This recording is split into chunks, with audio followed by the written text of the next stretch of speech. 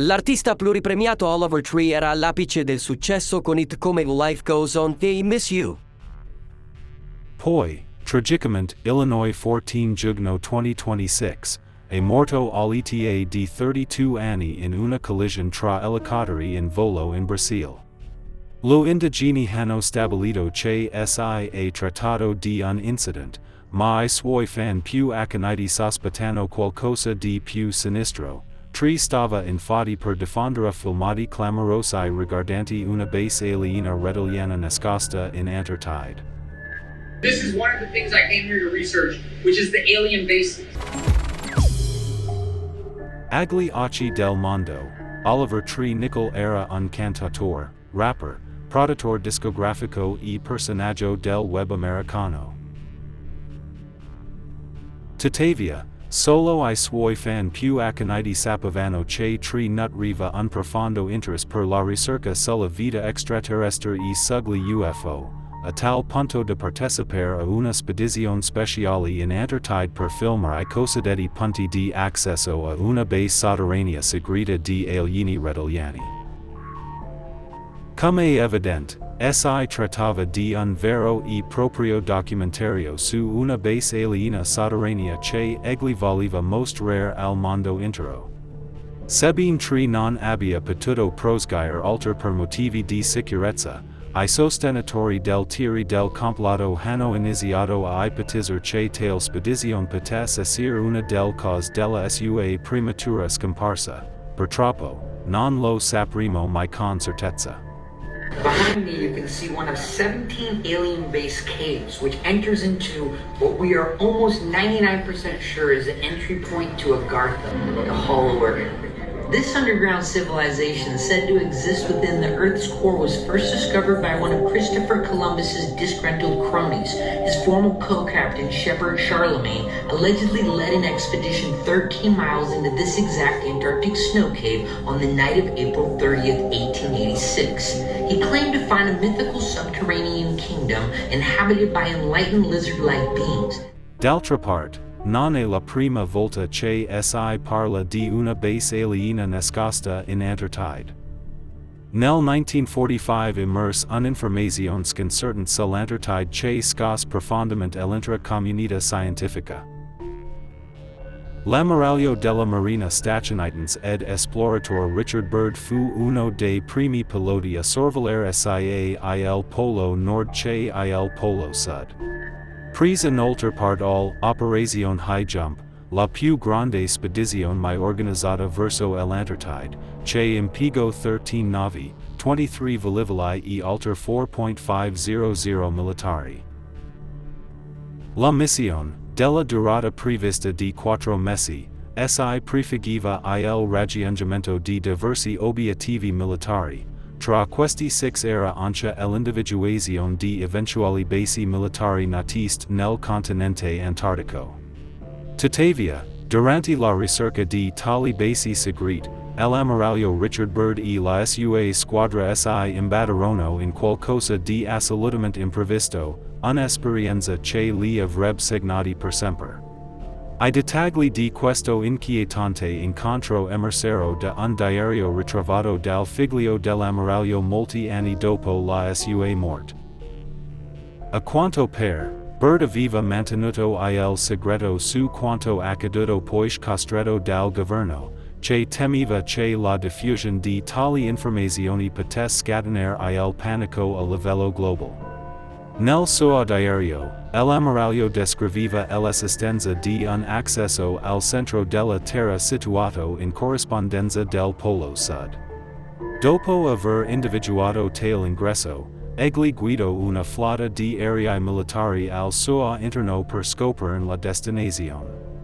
I velivoli penetrarono negli visir della Terra e, proseguendo lungo il percorso, giunsero al termine del tunnel dove scoprirono un altro mondo dal clima temperato, completamente immune alla temperatura gelida della superficie.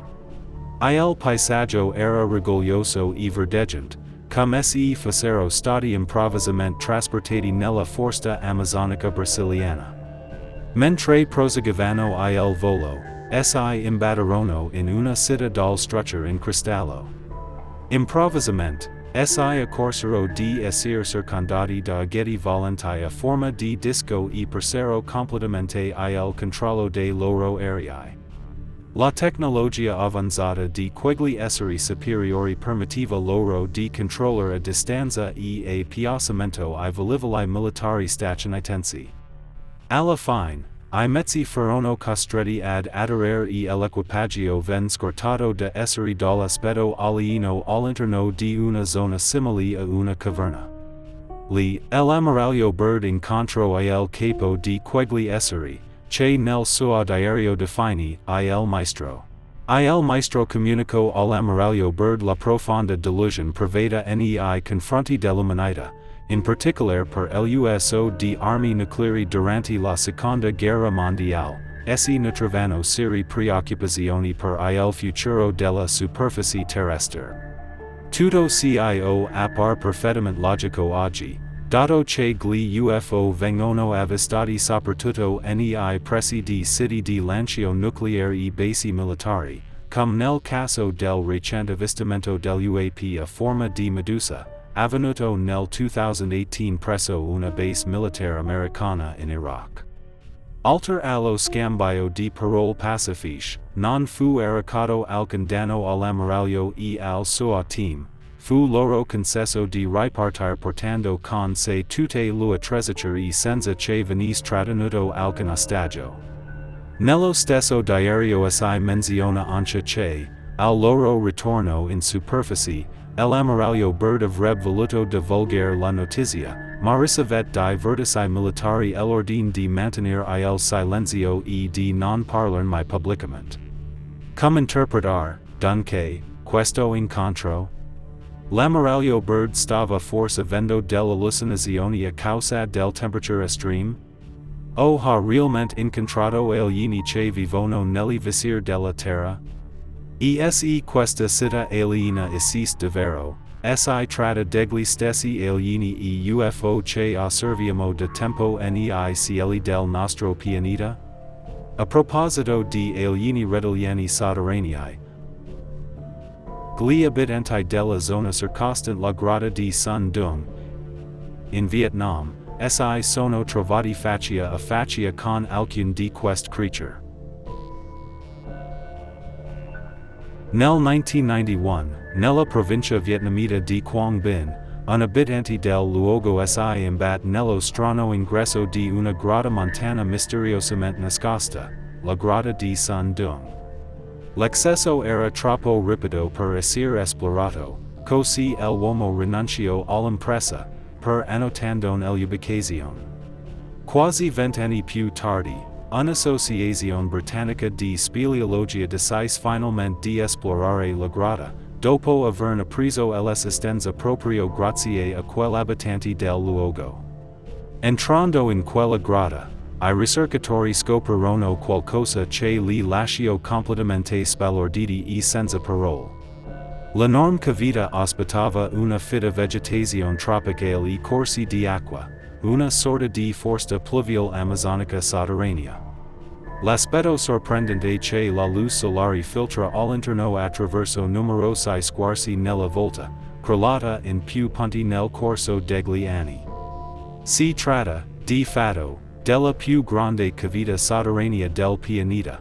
La grotta è alta quasi quanto un edificio di 40 piani e si estende nel sottosuolo per circa 6 miglia, quasi 10 km.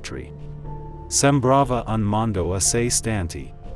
I ricercatori 6 hanno individuato un ecosistema florido e hanno stimato che la grotta abbia un'età di circa 3 milioni di anni. Tuttavia, gli abitanti della zona raccontano qualcosa di molto inquietante riguardo alla misteriosa grotta di Sun Dung. Secondo loro, il luogo è dimora di strane creature dall'aspetto rettiliano.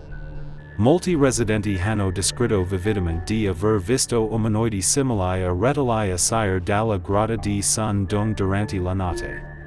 Si dice che queste creature camminino come gli esseri umani, possiedano una coda e abbiano una pelle squamosa, simile a quella del lucertolo. Stando ai racconti della gente del posto, Questi umanoidi rettiliani vivono nelle profondità della grotta, in un'area ancora inesplorata dall'uomo. A sorprendente scoprire che anche il personale militare statunitense entrò in contatto con umanoidi dall'aspetto rettiliano durante la guerra del Vietnam, negli anni 70.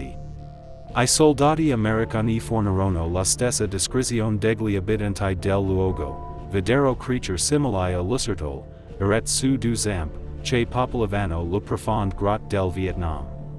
Forse quel grotte rappresentavano un ulterior accesso al mondo sotterraneo dei rettiliani.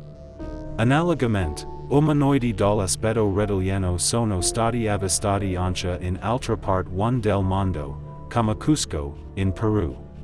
Alcuni ricercatori si imbatterono in complessi sistemi di tunnel all'interno di grotte mentre cercavano di verificare la veridicità del storie su queste creature rettiliane. Tuttavia, non furono trovate prove concrete della loro esistenza e, di conseguenza, gli ingressi di tali grotte vennero infine sigillati. Si tratta forse di varchi sparsi per il mondo che conducono all'ecosistema sotterraneo dei rettiliani?